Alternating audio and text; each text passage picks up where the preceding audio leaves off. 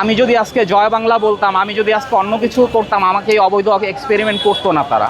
1 April 2018 RAB তুলে নিয়ে গিয়ে আমাকে 14 দিন আটক রাখে ওদের ইন্টেলিজেন্স শাখায়। অনেক অত্যাচার করে, যেহেতু আমি তখন ছাত্র দলের করতাম, অনেক আগের কমিটি। পরবর্তীতে আমাকে আসে এবং আমেরিকান বর্ডার পেট্রোল ফোর্স আসে। তারা এসে আমাকে অনেক জিজ্ঞাসাবাদ করে, টেস্ট করে মেডিকেলি। তারপর বলে যে আমরা একটা অবৈধ ট্রায়াল করব, কাউকে বলতে পারবা না, বিনিময়ে তোমাকে আমরা যা বলার ওইভাবে বলছে। 14 দিন আমাকে অপারেশন করে ছেড়ে দিয়ে বললো যে তুমি এই ঢাকা শহর থেকে চলে যাও এবং এই ক্রস ফায়ারের কথা আর এই অপারেশনের কথা কাউকে যদি বলো তোমাকে মেরে ফেলবো। আমাকে 8 বছর কক্সবাজারে আটক রাখছে। আর এই ডিভাইসটা ছিল একটা সামরিক ডিভাইস, সেনাবাহিনীর ডিভাইস, যেটা পরীক্ষামূলক পর্যায়ে ছিল এবং 50 জন মানুষের পরীক্ষার প্রয়োজন ছিল। এসে বাংলাদেশ থেকে 50 জন মানুষের উপরে এই ট্রায়াল করছে। এইটা একটা ডিজিটাল আয়নাঘর তৈরি করছে র্যাব, যেটা বাংলাদেশের এখনও প্রকাশ পায় নাই। কেউ জানে না যে এই ডিজিটাল আয়নাঘরটা আছে। আরও 50-100 জন মানুষ, কত মানুষ আমি জানি না, যে ডিজিটাল আয়নাঘরে আছে এবং পঙ্গু হয়ে। 8 বছর পর সরকার বদলের পর আমাকে এজেন্ট বলল, ডায়ান বেল, যে তোমার সরকার স্বরাষ্ট্র মন্ত্রণালয়ের সাথে আমার কথা হয়েছে, এইখানে এখন আমাদের আর কিছু করার নাই, ইন্ডিয়ার বা আমেরিকার সরকারের, তুমি তোমার সরকারের সাথে বুঝে নাও। এই কথা বলে আমাকে রাস্তায় ছুঁড়ে ফেলে দিচ্ছে। তারপর আজকে আমি 8 বছর ধরে বন্দি এবং এই 2 সপ্তাহ ধরে আমি আজকে প্রেস ক্লাবে। স্বরাষ্ট্র মন্ত্রণালয় থেকে অথবা মজনু হাবিব ভাই কেউ যদি শুনতে পায় আমার কথা, যে ভাই আপনাদের দল করছি বলে আমার সাথে এটা করছে, আর কারোর জন্য না। আমি যদি আজকে জয় বাংলা বলতাম, আমি যদি আজকে অন্য কিছু করতাম, আমাকে এই অবৈধ এক্সপেরিমেন্ট করতো না তারা।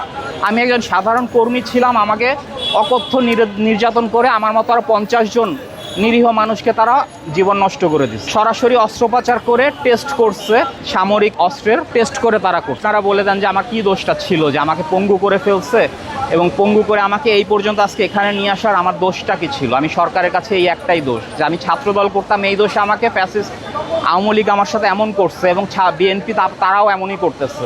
বিএনপির যে আমলা এগুলো করছে তারা সবাই আওয়ামী লীগের আমলা, যারা এখন বর্তমানে আছে। প্রত্যেকটা পুলিশের সিনিয়র আমলা জানে, প্রত্যেকটা সরকারি আমলা জানে, যারা আওয়ামী লীগের সময় ছিল এই চাকরিতে। তারা কেউ এখন এই ঘটনা জানায় নাই, তারা কেউ এই ঘটনাকে প্রকাশ করে নাই সরকারের কাছে।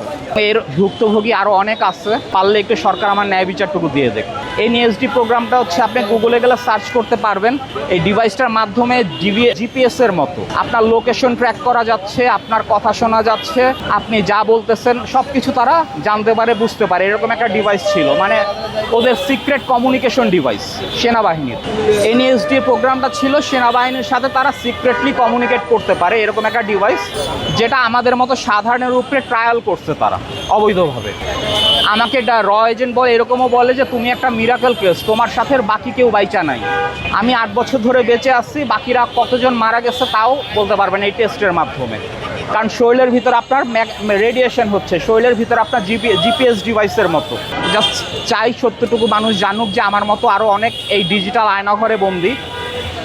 দেয়ালের মাঝখানে বন্দি রাখছে সাধারণ আয়নাঘর, কিন্তু যারা অনলাইনে এইভাবে বন্দি রাখছে ডিভাইস দিয়ে, তাদেরকে ডিজিটালি আয়নাঘরে রাখছে এবং তারা এখনও আছে। এবং আমার মতো আরও অনেক ভুক্তভোগী আছে। আমি নিজের চোখের সামনে 8-10 বছরের বাচ্চাদেরও দেখছি তারা এই ডিভাইস দিতে।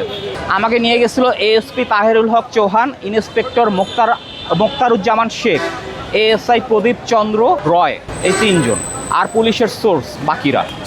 আওয়ামী লীগ সরকার পঙ্গু করে দিয়ে দিচ্ছে, আমাকে আজকে কাজ করতে অক্ষম করে দিচ্ছে। সরকার আমার ন্যায় বিচারটুকু দিয়ে দেখ, এবং আমার সাথে আর অনেক ভুক্তভোগী আছে তাদেরকেও ন্যায় বিচারটুকু দিয়ে দেখ। এখানে অনেক বাচ্চা জড়িত যারা জানেও না যে তাদেরকে এইভাবে অবৈধভাবে অপারেশন করে ট্রায়াল করছে।